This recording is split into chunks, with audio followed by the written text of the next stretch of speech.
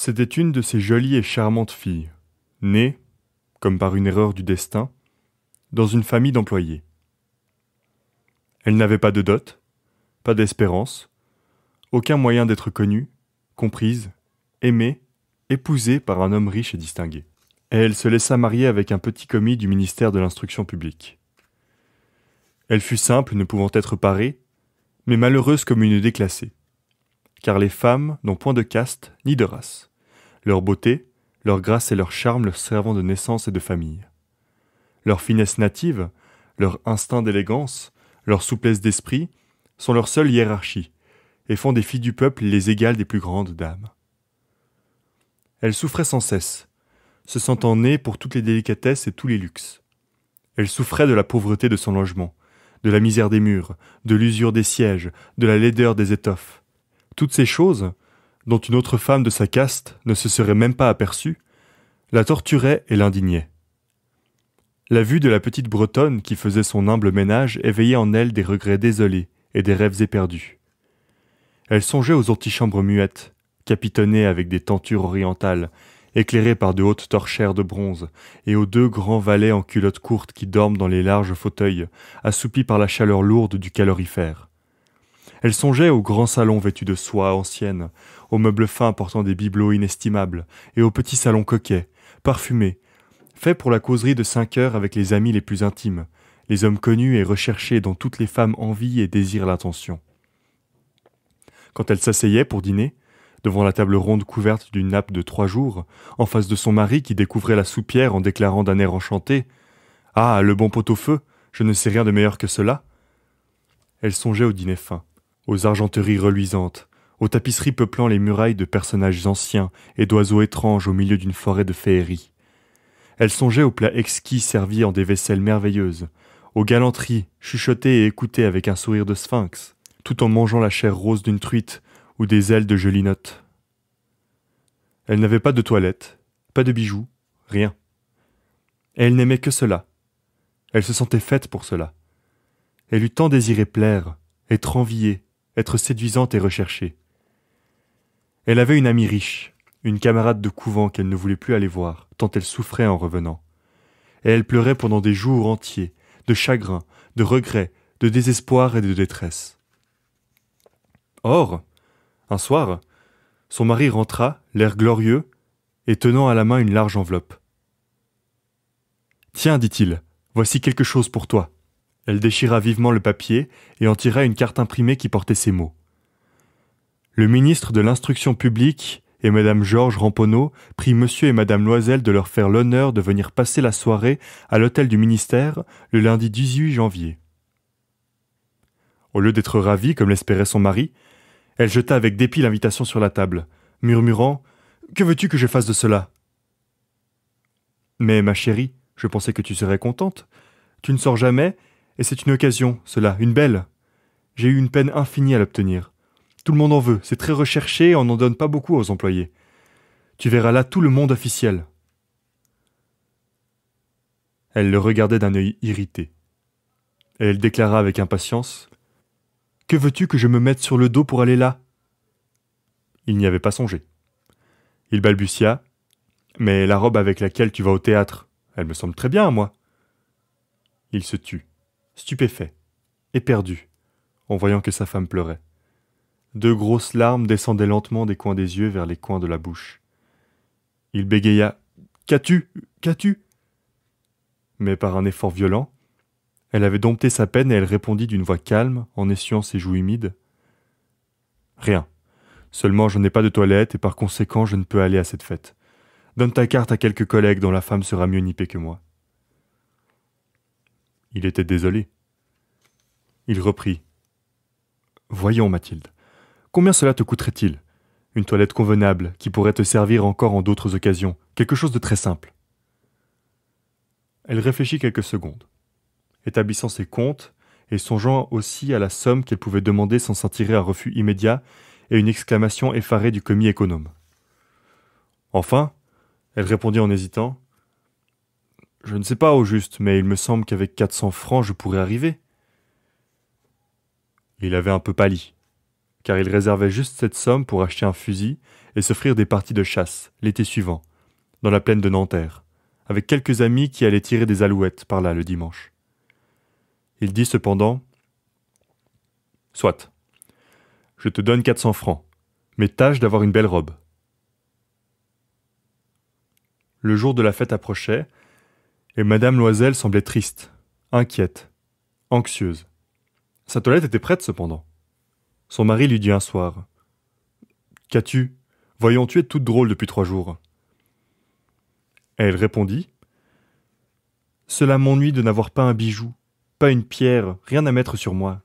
J'aurais l'air misère comme tout. J'aimerais presque mieux ne pas aller à cette soirée. » Il reprit « Tu mettras des fleurs naturelles. C'est très chic en cette saison-ci. Pour 10 francs, tu auras 2 ou 3 roses magnifiques. » Elle n'était pas convaincue.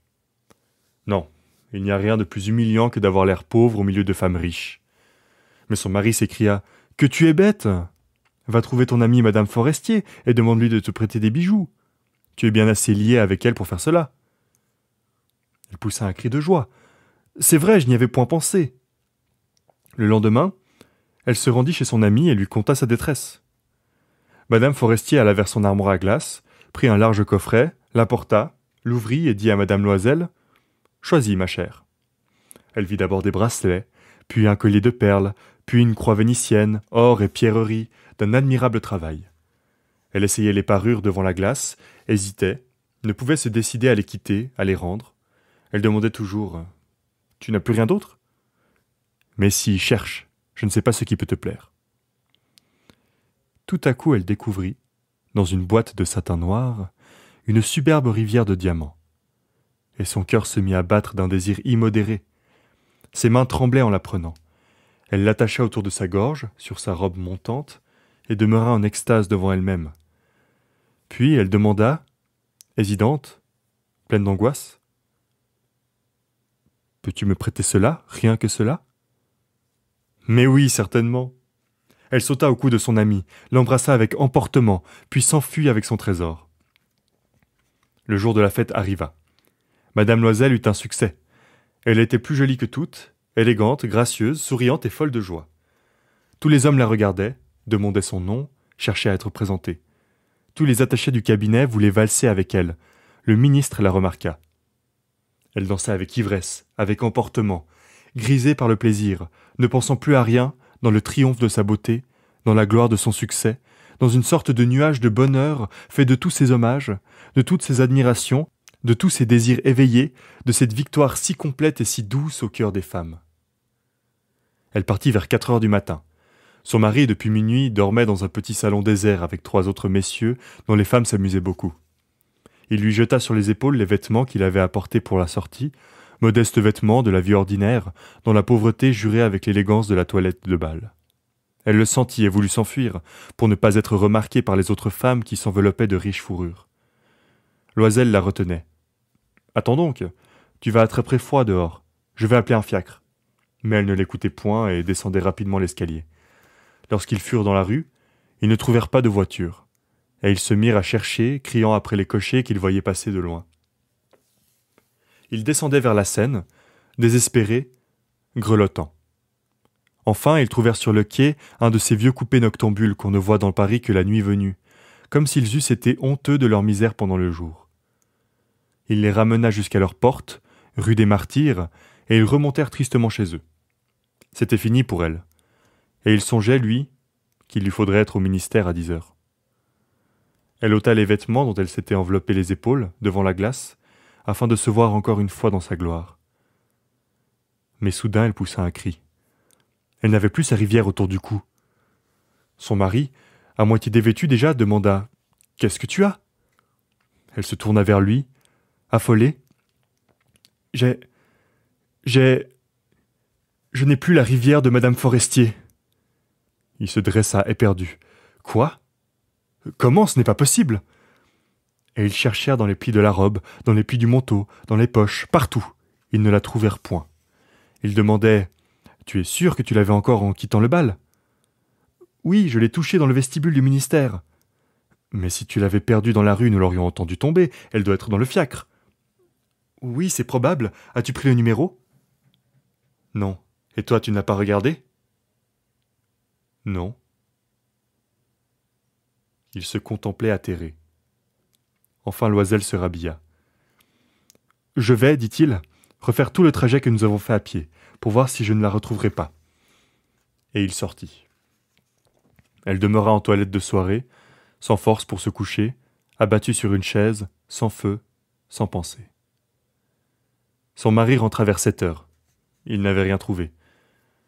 Il se rendit à la préfecture de police, aux journaux, pour faire promettre une récompense, aux compagnies de petites voitures, partout enfin où un soupçon d'espoir le poussait. Elle attendit tout le jour, dans le même état d'effarement devant cet affreux désastre. Loisel revint le soir, avec la figure creusée, pâlie. Il n'avait rien découvert. Il faut, dit-il, écrire à ton ami que tu as brisé la fermeture de sa rivière et que tu l'as fait réparer. Cela nous donnera le temps de nous retourner. Elle écrivit sous sa dictée. Au bout d'une semaine, ils avaient perdu toute espérance.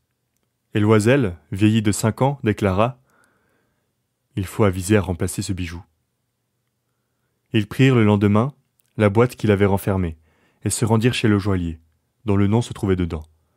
Il consulta les livres. « Ce n'est pas moi, madame, qui ai vendu cette rivière. J'ai dû seulement fournir l'écrin. » Alors ils allèrent de bijoutier en bijoutier, cherchant une parure pareille à l'autre, consultant leurs souvenirs, malades tous deux de chagrin et d'angoisse. Ils trouvèrent, dans une boutique du Palais Royal, un chapelet de diamants qui leur parut entièrement semblable à celui qu'ils cherchaient. Il valait 40 000 francs. On le leur laisserait à 36 000. Ils prièrent donc le joaillier de ne pas le vendre avant 3 jours, et ils firent condition qu'on le reprendrait pour 34 000 francs si le premier était retrouvé avant la fin de février. Loisel possédait 18 000 francs que lui avait laissés son père. Il emprunterait le reste. Il emprunta, demandant 1 000 francs à l'un, 500 à l'autre, 5 louis par-ci, 3 louis par-là. Il fit des billets, prit des engagements ruineux, eut affaire aux usuriers, à toutes les races de prêteurs. Il compromit toute la fin de son existence, risqua sa signature, sans savoir même s'il pourrait y faire honneur, et, épouvanté par les angoisses de l'avenir, par la noire misère qui allait s'abattre sur lui, par la perspective de toutes les privations physiques et de toutes les tortures morales, il alla chercher la rivière nouvelle, en déposant sur le comptoir du marchand 36 000 francs.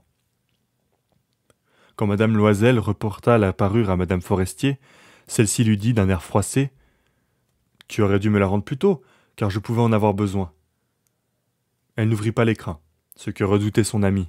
Si elle s'était aperçue de la substitution, qu'aurait-elle pensé? Qu'aurait-elle dit? Ne l'aurait-elle pas prise pour une voleuse? Madame Loisel connut la vie horrible des nécessiteux. Elle prit son parti, d'ailleurs, tout d'un coup, héroïquement. Il fallait payer cette dette effroyable. Elle payerait.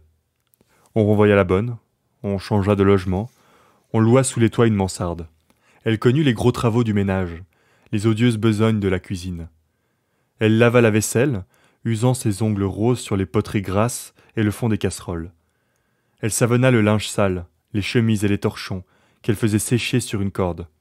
Elle descendit à la rue, chaque matin, les ordures, et monta l'eau, s'arrêtant à chaque étage pour souffler.